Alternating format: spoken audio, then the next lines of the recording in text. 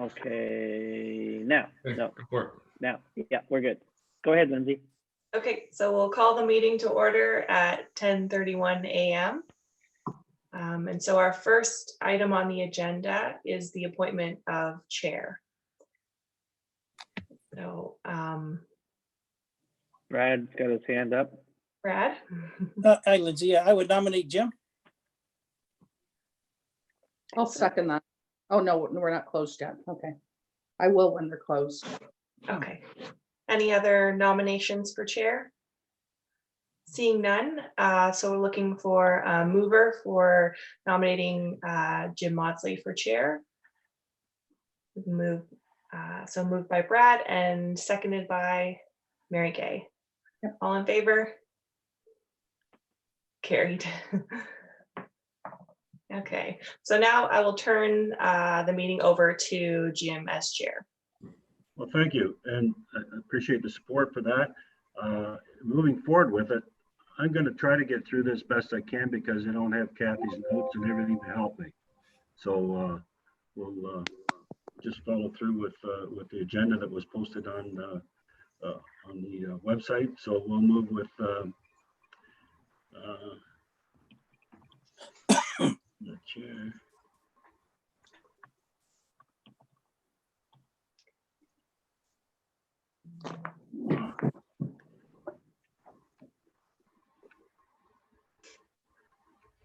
Then we have now we have to appoint a vice chair. Is that correct?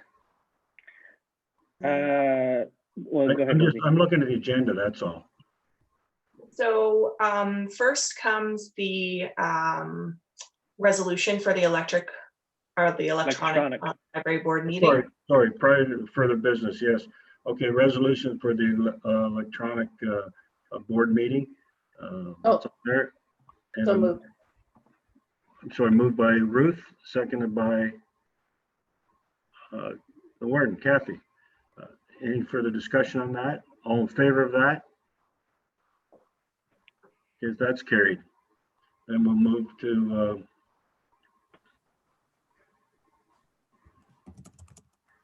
well, now we need the procedure bylaw. Is that right, Kathy? Okay. Yes.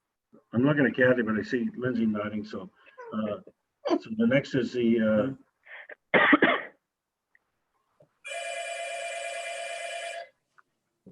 Hello.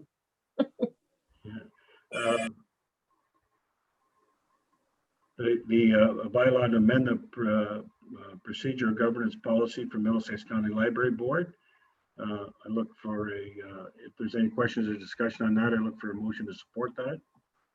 I'll move that. By Kathy Burkhardt, seconded by Ruth. Any further comments or questions on that? All in favor? That's carried. Then next is the third and final reading for that bylaw. Look for a I'll move mover. that. Sorry, is that you, Mary Gay? It is. Okay, Mary Gay, and seconded by I will. Ruth. For the comments, all in favor? That's carried. Oh, okay, I see now. Now, next is the appointment of vice chair. Okay. Thanks. Okay, bye. I'll move. Just a second before we do. So we're looking for appointment of vice chair and then also the secretary of the Souls representative. Are we doing that as one motion? No, I believe there should be two. Is that right, Lindsay? There's three, yeah. Three, okay. I see it all run together. That's why I'm just asking, but I know that the vice chair is independent of the Souls. Yeah. So, okay, so I look for a motion for somebody to appoint a representative of the board for vice chair. I'll Very make good. I'll make the motion for Councillor Richards to be vice chair. Okay, I need a seconder for that motion. Kathy Burkhardt. Any further comments? Any other motions for anybody for vice chair? Can you see that? Then all in favor of that? That's carried. Okay, thanks. You're good with that, Brad? I'm good, Jim. Thanks. Okay. Very good. Yeah. Next, we look for secretary. Is the secretary of the Souls? Who's the secretary? Isn't Kathy your secretary? Yes. Yeah, so we need an appointment for that. Okay, so I'm looking for, moved by Kathy Burkhardt, I'll second it. I'll second. second by Brad, to appoint Kathy as our secretary, Kathy Bunting. Any further comments? All in favor? Great. Thank you. Next, we look for our Souls representative. And this is, yeah, maybe Lindsay, you can comment. I saw something where they're trying to put that together with the people up north, the Mhm. Souls in the future, but I understand that Mary Gay is a representative now, and she's planning on attending a meeting already that's, what, a week away? Yes. Okay, and then we have to see how that plays out, whether it does join, Souls does go with the group from up north. Mhm. So we're looking for a representative now for our Souls. Any I'll questions? nominate Mary Gay. Thank you. A nomination by Kathy Burkhardt Jessen, I'll second it. second by Ruth. You good with that, Mary Gay, doing that Yes. still? Okay, Yeah, I'm fine, thank you. okay, then I look for support of that motion. That's carried.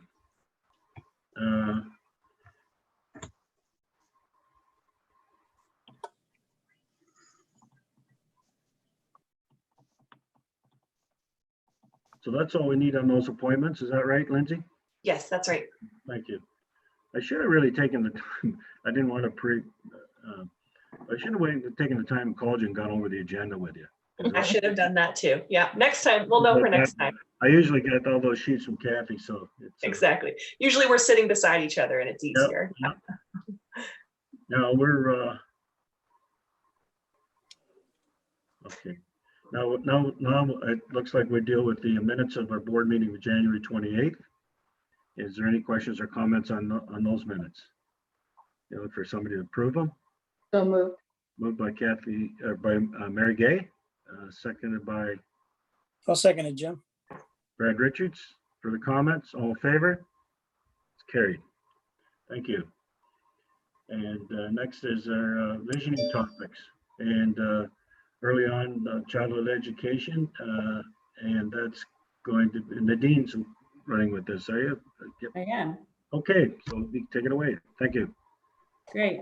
Now with slides, Lindsay, do you want me to just speak to the slides or how do you want to go about that?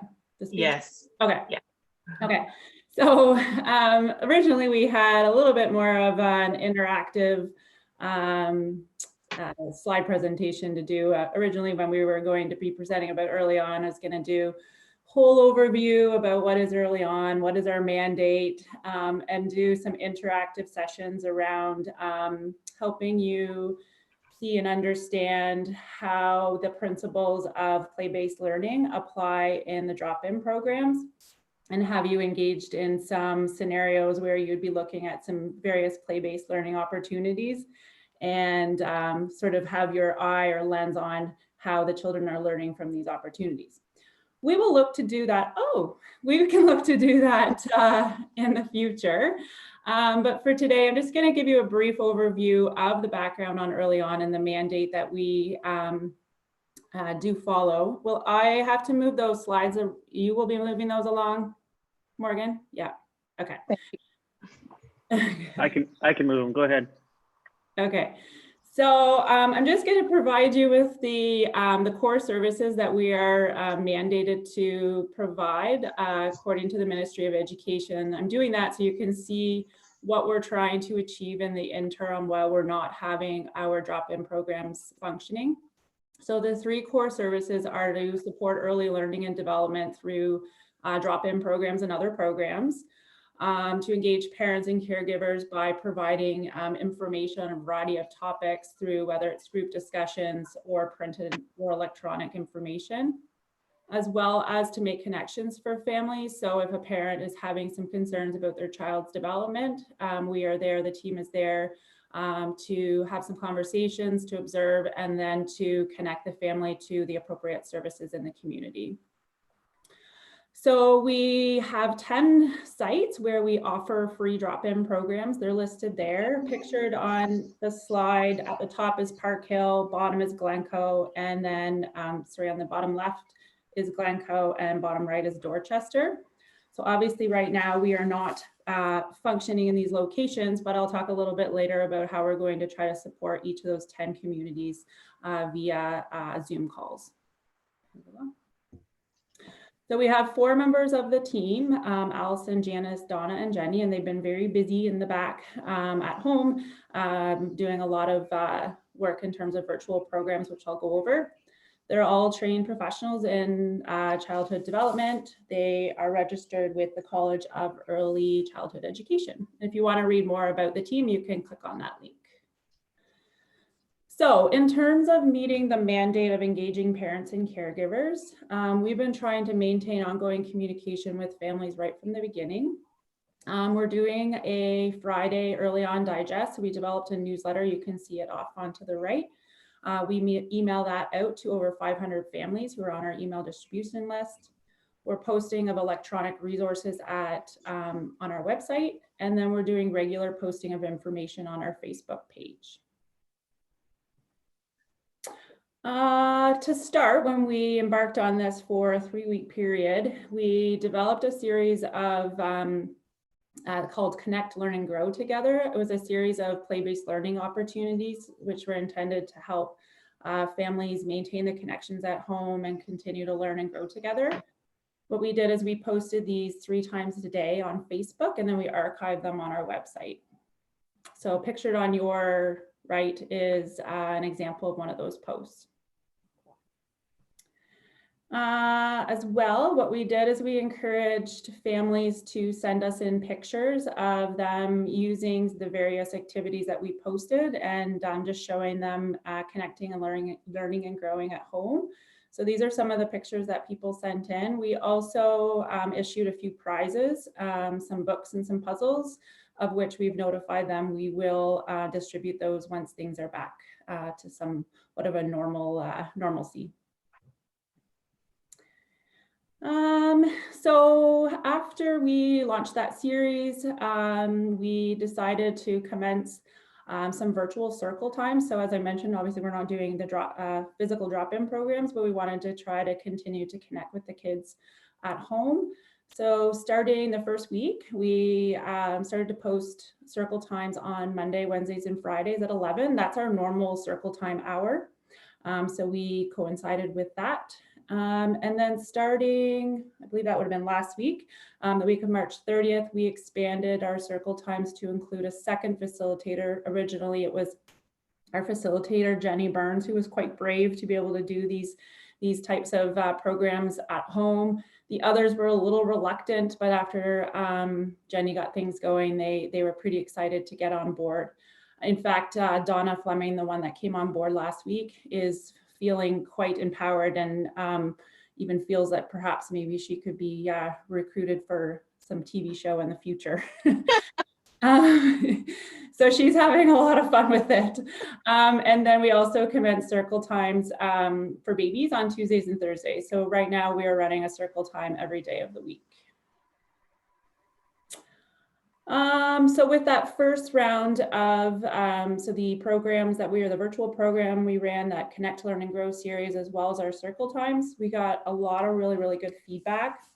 The first one that we did, we received so many great comments and continue to get a lot of great comments on Facebook, through email, and through Messenger. So I took a look at the viewership for those circle times, and we have had at least 100 unique viewers per circle time video, with over 1,500 views in total for those for all those circle times in total. So on March 15th, in terms of our followers on Facebook, we were at 464 followers. As of this morning, we were at 576. So people are daily coming on and starting to follow us and see what we have to offer. In terms of next steps, so at the time when I wrote this, we were going to look at inviting families to provide feedback to us in ways that we can continue to support them. So we did do a feedback form and encourage people to complete it. I think at this point we've had not a whole lot, about 35 people who participated in the feedback. The feedback we received really reiterated it's some of the ideas that we had in place. They verified that would be of interest to them. So actually starting this week, we launched an additional virtual program. So these are going to be virtual experiences. They could be science, they could be cooking. For example, yesterday, Allison did a chemical reaction with lemon, and that was also really well received. So these sort of things are what the facilitators would normally do in their play and learns, and they're just bringing them to life through the virtual program. We're also exploring other live virtual opportunities. So for example, every Monday, we're looking to host a baby time conversation with one of our early on facilitators. Again, something our facilitators do is host a topic at each of our baby times. So we're looking to bring that live and look at some partnerships with some of our community partners, for example, with a public health nurse from the health unit. As well as we're looking to plan a Zoom call with each of our 10 locations. So effective, I believe it's not next week, but the week after that, we're hoping to host these live Zoom calls. So it'd be similar to what you see on the screen, except it would be a number of little people across a particular area, whether it's Glencoe, Dorchester. We're going to provide them with an opportunity to say hello to their facilitator and to their friends. And then we are going to start a song and a book and then wrap up. And then lastly, we're exploring some ways that we can really remind people that we are here to answer questions with regards to child development. So we're looking to explore an idea around an Ask an ECE. And then lastly, so we had done a lot of work in the back end. Myself, one of the facilitators, Allison, Beauchamp, and Shauna from the library, we were doing a lot of work around the launch of a junior kindergarten readiness program called Ready, Set, Learn. That was intended to start this month, the end of April, and it was going to run for 4 months. They were 2-hour sessions, and we were hosting this particular program in 4 communities. We anticipate that we will likely have to continue some of these social distancing measures. So effective yesterday, we started a plan, move our plan into action, where we're moving this virtual program, or sorry, this particular program to a virtual program. So we're going to invite all the 43 people that are registered and those on the wait list, as well as open up the opportunity to see more across, more families across Middlesex to participate in this virtual opportunity. Yeah, so that is what we have a plan in place. And then the last slide, just wanted to highlight the various ways we're trying to keep families connected. We have a new YouTube channel. We have our Facebook. I'm continuing to try to explore ways to build the followers on Instagram, and as well as we have our website. Any questions? Are there any questions? Mary Gay. Yes, just through you, Chair Mosley, to Nadine. Nadine, thank you very much for this. And I've had some feedback on the virtual early on program from the community, and it's being very well received. So thank you for that.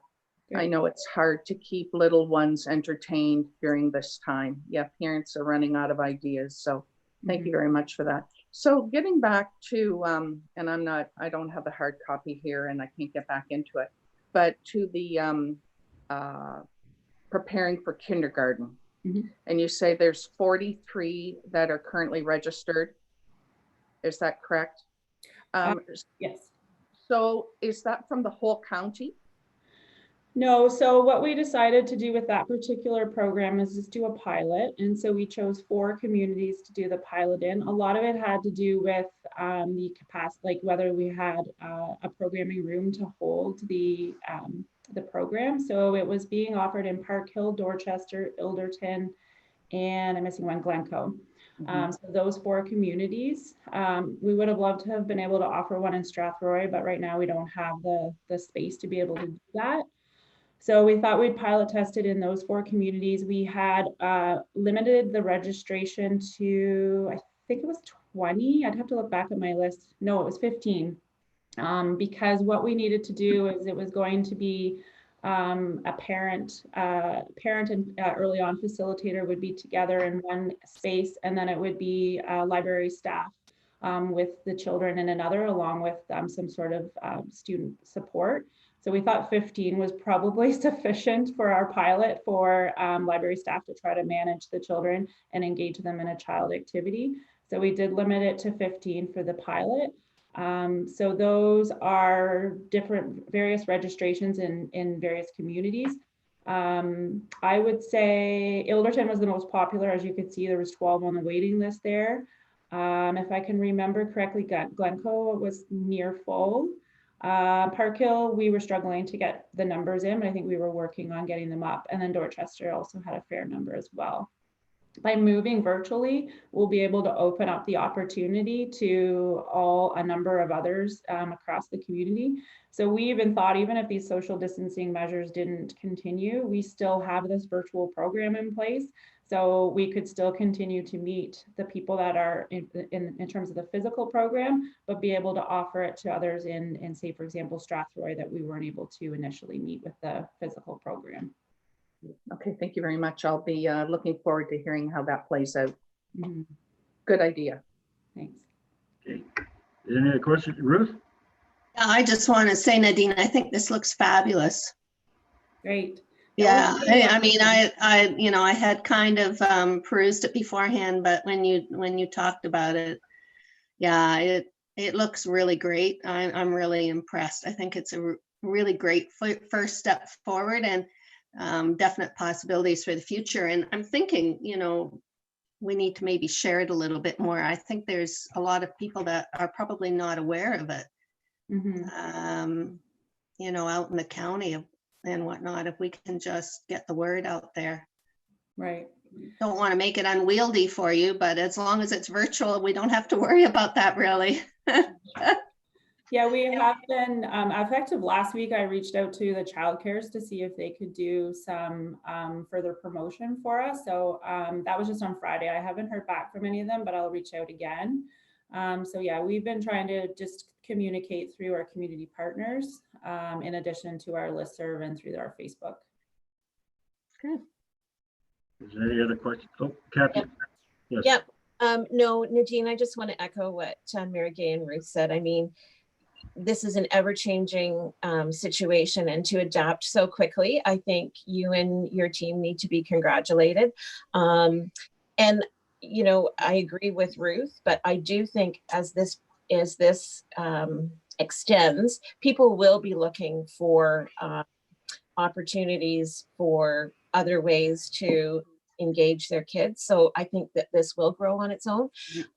I know you've been working with partners, but the other people you might want to add on to your list are even the lower tier communications officers, because they have their own social media stuff that's going out about things going on in the community. And I know Lisa in Lucan would be happy to promote whatever it is you're doing. Great. That's a great idea. Thank you. Yep. I just echo that. I think it's great that we're moving forward with this in the way we are, and it'll eliminate anybody on a waiting list the way you've got it proposed. So, Jim, if I could, I just wanted to just mention about the Strathroy one. It would be nice to get them virtually online, because that might draw the interest too. So that we do get around to the early on program in Strathroy, so they'll have kind of a waiting list already. Mm-hmm. right, a good point, Brad.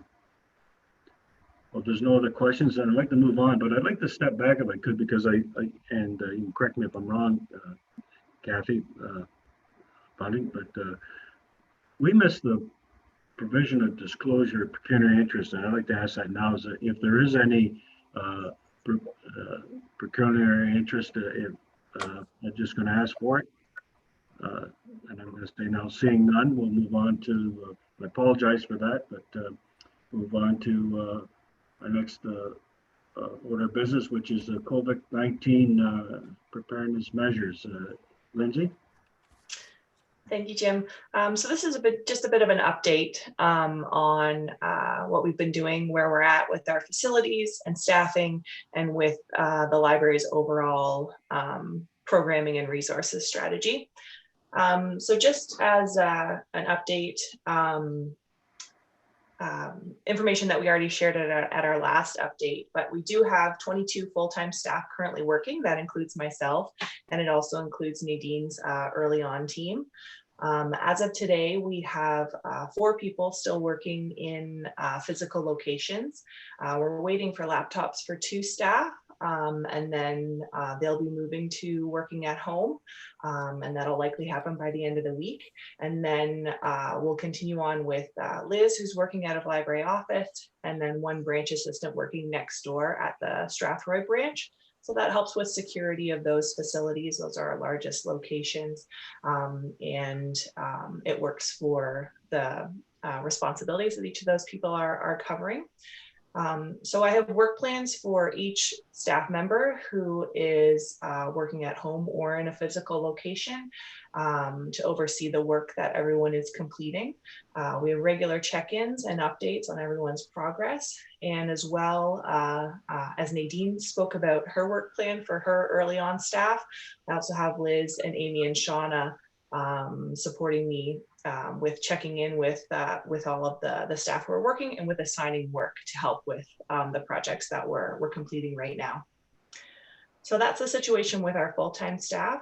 And just to remind you of what's happening with our part-time staff. So we have 61 part-time staff who were issued their ROEs that week of March 16th. So that was the 43 adults and 18 students. I am sending regular updates by email to all staff. So keeping in touch with everyone with the latest information on government benefits. I recently sent information on the county employee assistance plan. So that's a service that people can access counseling and support for free while they're at home for anything that they may be struggling with. And so I know that staff appreciate those regular updates, and I am hearing back from a number of them. Everyone is missing their branches and their locations, so they appreciate hearing what we're working on, what we're doing to, to make sure that some level of service still continues. So maintaining that communication has been really important. Looking at our facilities are secure, and we've had no major issues so far, which is a success, definitely. Catherine at Dorchester has found a bit of garbage in the book return, so she's just monitoring that. They're located in a commercial area, near Tim Hortons and everything, so potentially some kids walking by may have tossed something in the book drop. At Strathroy, there were some kids who used garbage cans to climb onto the roof of the library there. So that was an interesting situation that staff dealt with last week. Staff scared them away and let the municipality know that this was the situation. And so it was a little bit of excitement for a day, which, but it was handled well by staff. We've only had 1 alarm call at a branch. It was just a cleaning person who accidentally set the alarm off. So that Liz managed that situation, which was really helpful. And our most interesting situation, just for a little comic relief, was at Lucan, where Lee found someone had set up a hunting blind outside of the library. So like one of those camouflage tents, and they were just using the Wi-Fi for the day. So they didn't seem to be sleeping. They didn't seem to be camping out. But I know the municipality knows about it, and Lee got that information that the gentleman was just watching Netflix or something like that in his little tent. So it's people are getting creative when it comes to social distancing and still finding entertainment. So Lee shared that story with everyone. So I think he was looking to distance himself from his family. Oh, that's a He good needs a story. little space. So it wasn't a social housing issue. No, Well, that's good to know. I think. So staff are completing regular scheduled checks of each branch, doing walkthroughs, checking the book returns, and making sure that we have updated posters on the doors, so that people who do stop by the branch for any reason, they know what's happening. We're in regular communication with the local municipalities about who is accessing the facilities, because a number of them are doing enhanced cleaning when they know that people have been in the building. And we have canceled all deliveries of materials, like from branch to branch, as this wasn't an essential part of our service. So we'll have a good amount of collection items at headquarters that we'll need to catch up on when we reopen, but we'll have a plan for this. So that's an update on our facilities. Any questions with respect to that? Well, this, I do, and it may be a little premature. None of us have any idea how long this is going to go on, but Lindsay, has there been any thought given to what measures the library will have to take once the libraries are able to open again, if any? We're definitely thinking about the different possibilities in terms of, you know, things that the municipality would be responsible for in terms of cleaning, what changes may have to be made on that side, then thinking about what that patron staff interaction looks like, thinking about what the impact on programs will be. Like you say, a lot of things are unknown, but we've kind of got different scenarios in our mind for sure about what will be allowed and what may have to, what our programs may have to change. Procedures for checking books in and out, thinking about, do we have to think about cleaning books and DVDs and all of that? So we are definitely thinking about those things, kind of getting some idea around how much staff time different scenarios will take and what that will look like. So then when we get that more concrete information, we can move forward with whatever plan fits. Okay, thank you very much. Any other questions with respect to that report? There's a bit more in it, but I'll carry on with the next section, sorry. So I just want to talk about our virtual engagement strategy. So that first phase of our closure was really focused on facilities, getting things ready to close, getting staff ready to work at home, and you know, kind of doing what we could for that first 3 weeks. But now that things have extended, this period has extended, now we've moved into kind of a second phase where we'll focus on engagement, communication, and support. So I just want to talk a little bit about those three things. So I have Amy, our public services coordinator, and Shauna, our child and youth librarian, focused on our virtual engagement strategy. So this is a schedule of posts going to our Facebook, Instagram, and Twitter accounts. So, you know, similar to what Nadine has organized for early on. As well, we have a new blog section on the website that will allow us to communicate a bit more with library patrons and community members at home. So the early on programming and content covers the 0 to 6 age group. So the library's focus will be on older children, youth, and adults. We'll be generating content that highlights our digital collections and resources, not just where they are, but how to use them, and taking a bit more interactive and personalized approach. We'll be linking to content and activities created by other organizations, so arts and culture groups, educational sites, authors, subject experts, because there's so much available online. People maybe just need a little help finding it, like was already mentioned. And then we'll also have a few of our own in-house programs that are in the works and being launched. So we launched our Quiz Nights program last week, and I know that the warden participated over the weekend. So we'll have a different trivia quiz every Tuesday, Thursday, and Sunday night, and those are posted on our Facebook. And people can participate over a certain period of time those evenings, and then come back the next day to see how they did, where they end up in the standings. On Sunday night, we had 169 people who participated. So we're really excited at that level of participation.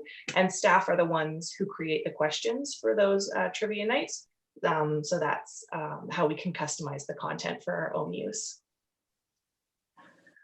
We've also just launched our first virtual book club. This started yesterday. So we're reading a book called The Mountains Sing, and that's available through Hoopla. And so you can link to that from the post on the library's Facebook page, and you can ask to join the virtual book club. As well, we're working on a virtual readers advisory service, so we can help people find their next book to read or listen to. So those are a few of our own in-house programs that we're working on. Our second area of focus is going to be communication. Like we've talked about, that's incredibly important right now. And so this is how we're creating opportunities for people to get directly in touch with us, with the library staff who are working. So we have our librarian@middlesex.ca email account, and we've designated staff responsible for monitoring it Monday to Friday, and we'll be expanding to evenings and weekends, hopefully by the end of the week. As well, we're looking at a chat or instant messenger type product that is fairly inexpensive. And so this could allow us to provide some real-time support and information to people at home. And then we have our general mailbox for voicemail at library office, and we may start promoting this more widely for people who would prefer a phone call. So those are our main communication strategies. And then our third area of focus right now is support. So connecting residents to the information and resources that will help them through this difficult time. The county, through Morgan, he's organized a section on the website focusing on COVID-19 related information. Library staff will be compiling information for the community supports section on that site. So working on an inventory of some basic needs information. And this will focus on what other agencies are doing to support the county. And we'll also be adding some information about like what grocery stores are providing, because that is on the forefront of everyone kind of concerns right now with how they're going to get supplies. So we're looking to help provide that information. So through the library's social media accounts, we'll be directing people to that county site to get that current local information. So we have that consistent messaging and we're not duplicating content or confusing anyone. And another aspect that we're monitoring in terms of providing support is the provincial online learning program. So this launched yesterday. Kids just started accessing their homework. And so we've yet to see really a gap that we need to fill. But we're ready when needed. We're ready to respond in whatever way we need to. That technology and internet access issue will likely be one of the greatest challenges. The school board is working on that, but we'll kind of see how it plays out and see what we can do to help families. So that's an update on our engagement strategies. A couple other items to mention. So we have sent a couple iPads to Strathmere Lodge so that they can enhance communication between their residents and families at home. So those were sent out, I believe, at the end of last week. So they're excited to get those. We are printing some PPE materials on a 3D printer that's located at the Strathroy branch now. So these are the pieces that hold the visor on for healthcare workers. And we're working with an organization out of London. We're just in the testing phase still to make sure that the quality of what we're printing is up to standard. But we do have a place where we will be making deliveries to once the items have kind of been analyzed and made sure that we're doing everything correctly. So this organization is providing us with the filament, so the product that the 3D printer uses, and so that cost is covered. So it's a task that will keep staff busy throughout this time. So we're excited to see how that plays out. And we're also still participating in the Middlesex Children's Services Network. Nadine is as well. So attending virtual meetings, sending updates to those partners, keeping in touch with childcare and school board and different agencies, making sure that everyone does know what the library is doing, what Early On is doing, and so that we can hear what those agencies' needs are as well. And so I talked a little bit about plans for reopening, you know, that we do have different scenarios in mind, still a lot of unknowns, but we'll be ready to deal with those challenges when they come. So that's an overview of where we're at, and I'd be happy to answer any questions. Is there any questions with respect to the overview that's been presented? Okay. Seeing none, so it must have been well done, Lindsay. Thanks. Thank you. A lot of information. Thank you. Mhm. Next, we'll move on to item 8, which is our action items. Library action item and this is a report from Lindsay. Do you want to take us through this, Lindsay? And there's a Sure. recommendation for a motion at the end of it. Thank you. So this report relates to some of the changes that came into effect in the Public Libraries Act and how that impacts our own policies. So the following changes within our governance policy are recommended. So you'll see on page 1 and 2 of the report, those are our current governance policies. And then the section under proposed revisions. So according to the Public Libraries Act, the board shall elect a member as chair at the first meeting of a new term. Our current policy is that this is done annually. So in order to align with the Public Libraries Act, I am recommending that, that we revise our policy to reflect that it only needs to be done annually. As well, the next item of revision is regarding the minimum number of board meetings. So we discussed that at our last in-person meeting. And it was recommended that we revise the policy to state that the board shall hold at least 7 regular meetings in a year. And with the revision to the meeting schedule, this would also require a revision to our governance 1.5 record policy, which currently states that the board keeps a written record of the proceedings of its meeting, which are reported each month at County Council. So we would just need to revise that to reflect that monthly meetings aren't our current schedule. So the final page of that report is the recommended edits to the governance policy. So the changes are to governance 1.2 chair. The board shall elect one of its members as chair at its first meeting in a new term. So we've already done that. Governance 1.3 officers. The board shall elect other officers. So again, it doesn't have to happen annually. It just happens once a term. And then governance 1.4 meetings. That is the change to reflect the 7 regular meetings. And then the changes to governance 1.5 record about reporting to County Council. So the recommendation is there that the Middlesex County Library Board confirm the review. And if there are any questions, I'd be happy to answer them. Is there any questions with respect to these changes? Okay. Seeing none, I look for a motion to support that recommendation. Moved by Brad, seconded by Ruth. Any further comments? All in favor? That's carried. Thank you. Now we'll go through correspondence information items. I'll read them off as best I can. I'll try to keep an eye for any hand going up. But first we'll deal with the system circulation, library circulation April 7th system. Any questions? Then we'll deal with accounts payable to March 13th, totaling $149,318.56. Next is item 3 is newsletter articles.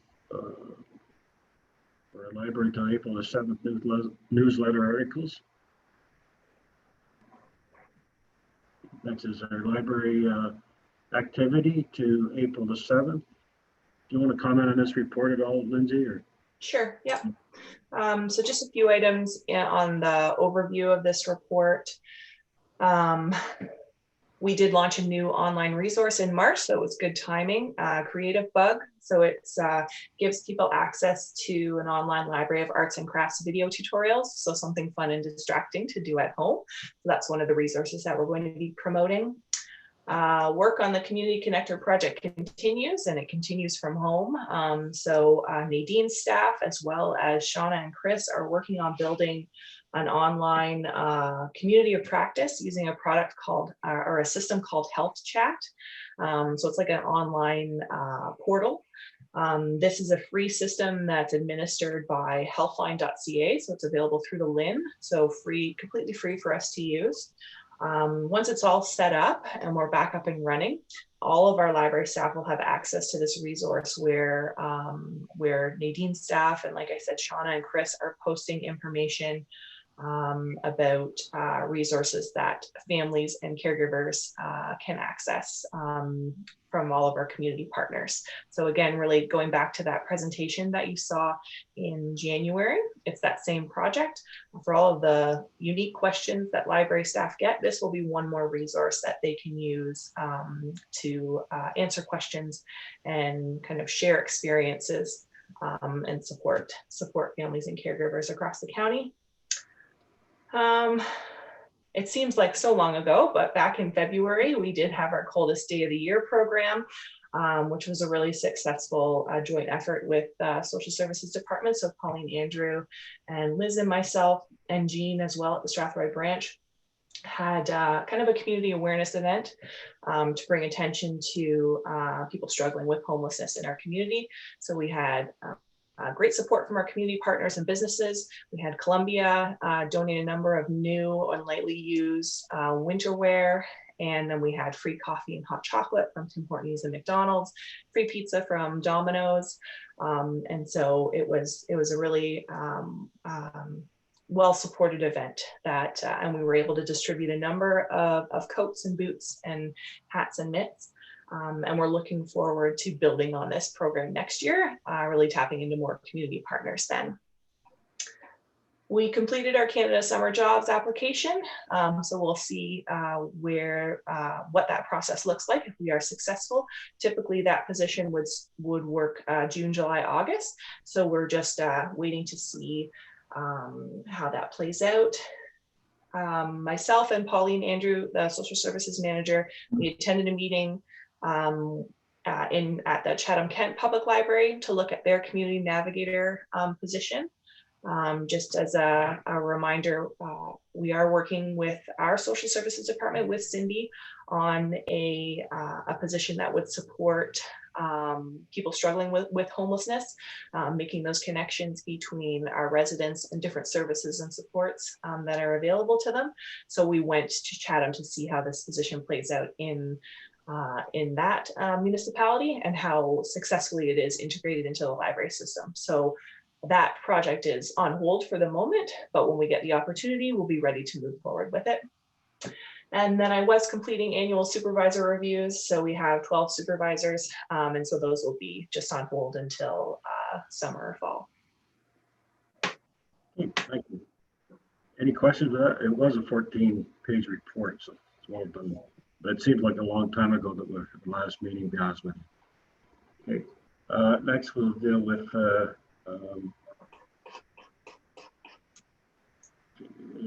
activity and employment and governance information to April 7th.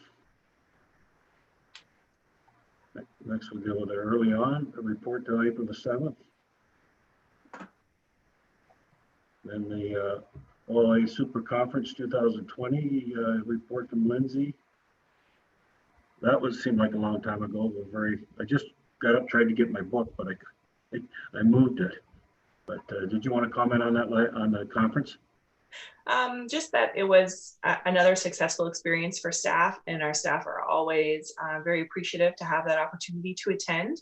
And I know that a number of them are looking back on those sessions that they attended a couple months ago and building programs based on those sessions. That's one of the things that they're working on from home. I know some of the sessions focused on homelessness and how it impacts libraries. And so we've got access to a training module right now that some staff are participating in.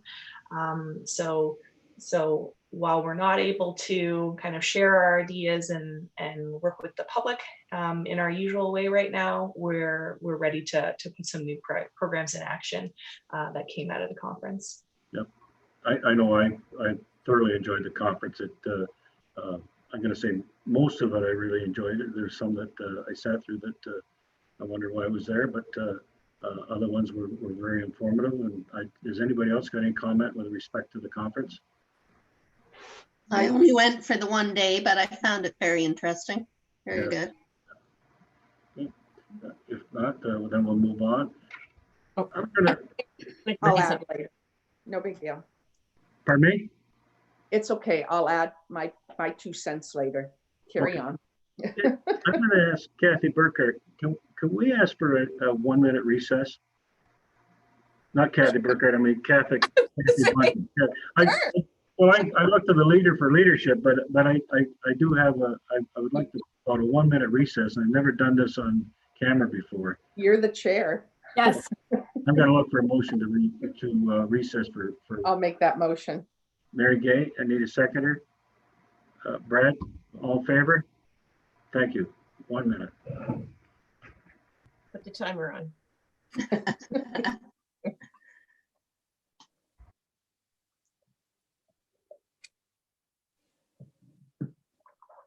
I was just going to add my 2 cents on the conference, but for what it's worth. So this was my 4th year, I believe, going. And I believe it or not, I'm just getting used to the whole program. It's so overwhelming. Lindsay, you and I have talked about this before. The first year I went, I was there Thursday, Friday, and Saturday. And I was completely like a duck out of water. And I mean, I've been to a lot of conferences with my municipality over the years. It was so overwhelming. And so the second year, of course, I went for 2 or 3 days and I got a little bit more familiar with how things work. So I have to say, this year was actually the first year I felt so comfortable there. And, you know, I knew ahead of time where I wanted to go and what I wanted to do. And I spent more time in the trade show this year, believe it or not.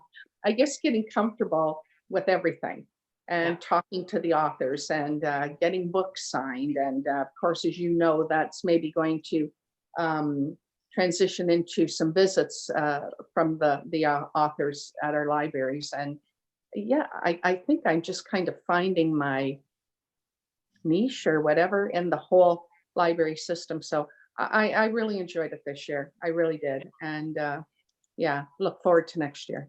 Yeah, that's great. Yeah, and I hope it can look the same next year.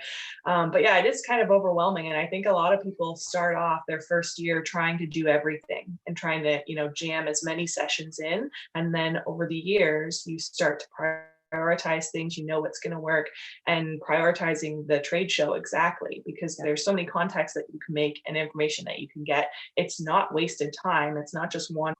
So true. Anyway, that's just my 2 cents on the conference. You missed it, Jim. And you're muted now, so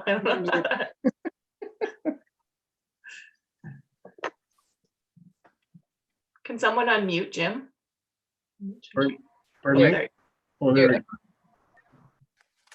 we go. There you go. You're back on. Still do that to me. Okay, I'm looking for a motion to reconvene the meeting. Kathy Burkhardt and second by Ruth. All in favor? That's carried. Thank you. I apologize for that, but quit laughing, Linda. Don't explain. I know. Now we go back to okay. We finished off on the library.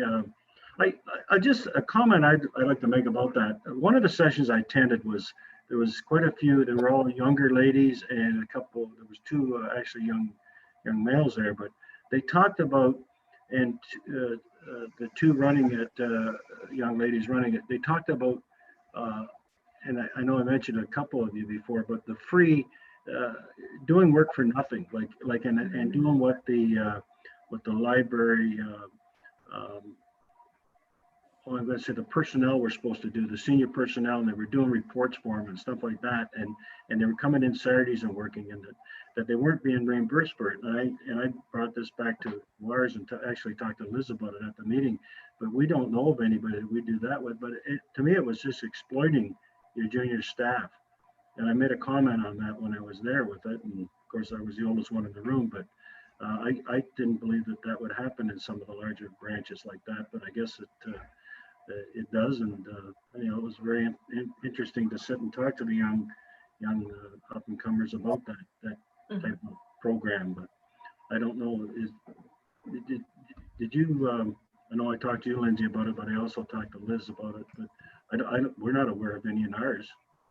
No, and I work really hard, like, and Liz does as well. And, she keeps me informed because our staff, they are so connected to their communities. They are often overwhelmed by, I see that they're overwhelmed by requests to participate in things and represent the library at a lot of functions and events and things outside of normal hours. And so we're always trying to find that balance of what, how far we can stretch the library budget, basically, to support staff to be a part of these events, but also to help them find that balance, because they can become overwhelmed. And so I see that happening more so at events outside of the library. In terms of library work, it's a slippery slope, I think, and some systems may not do as good a job at monitoring what work people are, what extra time people are putting in. And we really work to stay on top of it, because people so many of our staff are part-time, which we know now more than ever, and so they want to go above and beyond to plan as many programs and work as hard as they can, and they run out of hours sometimes. So it's constant juggling back and forth and just staying on top of it and making sure that that I am allocating enough hours to get the work done so that it's paid time, because we don't want that to be an expectation. It's just not appropriate. Right. But that's a point I was going to make, though, is that some of these larger libraries, they seem to really exploit the younger people coming in profession and moving up through it. And I think that there's always a learning curve, and there's always some things that people have to do. But I think I was really glad to hear that we're not part of that group. So, but I was shocked when I got a lot of personal comments from each of the quite a few of the young ladies that were there. So, thank you. We'll move on now to the next is Family Day. Our Family Day from April 7th. And the joint announcement from Souls. Did you want to comment on this, Lindsay? I mentioned that just briefly earlier, but. Yeah, I think it relates to the changes in the money that is flowing from the province to Souls and OLS North. So they're looking at collaborating and amalgamating, and as a way to maximize their funds. So they're just in their early stages. And so OLS North obviously serves Northern libraries, very unique needs and very unique situation in the North versus the South. So we'll just kind of have to wait and see how it plays out. I'm sure there are things that both organizations that are unique to both that both could benefit from. But I'm sure Mary Gay may have get a bit of an update on that at the virtual meeting that she's going to be attending. Yeah, I certainly will. Okay, thank you. I just found it interesting, but we moved on with articles entitled our library, our publishers and short-sighted questions report to April the 7th. Any other questions on that? We'll move on that I'll move that a motion be approved for that item C1 to C10 library be received for information. Moved by Brad, seconded by Mary Gay. Further comments? All in favor? Carried. Any inquiries? Under new business, is there forecasted for our next meetings? Were we going to change some of those? Yes. So now on that for okay. Yeah. So now that you've passed the policy change, then we can go back and revise that. And so I'll make sure that we send out like an updated schedule. Okay. Thank you. Next we'll do bylaws. First one is, you do these, Kathy? So the confirming bylaw, legal would like us to do a confirming bylaw, but I don't have the bylaw yet because legal hasn't sent it to me. Basically, it's the same as a council confirming bylaw, except it's going to quote the Library Act. Okay. So it's up to you if you're comfortable passing it, not seeing it. I'll wait for a hand to go up. I think I'm- Wayne just sent it, but So yeah. moved by I'm- Kathy Burkhardt, second by Mary Gay. Yep. Okay. For confirmatory bylaw, all in favor? That's carried.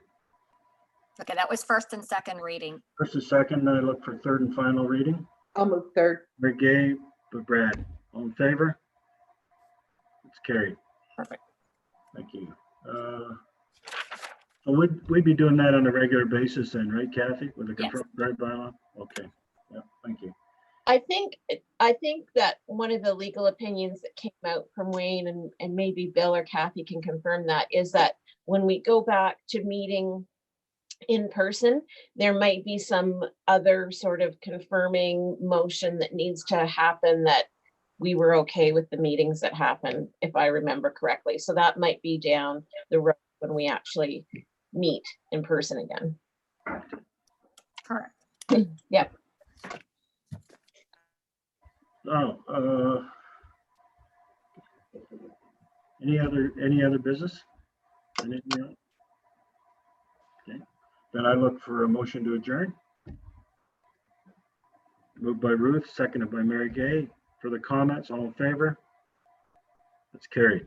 Thank you very much, and I appreciate this. And it's nice to see everybody and healthy and getting around, but it's nice to actually get a chance to do a little bit of social meeting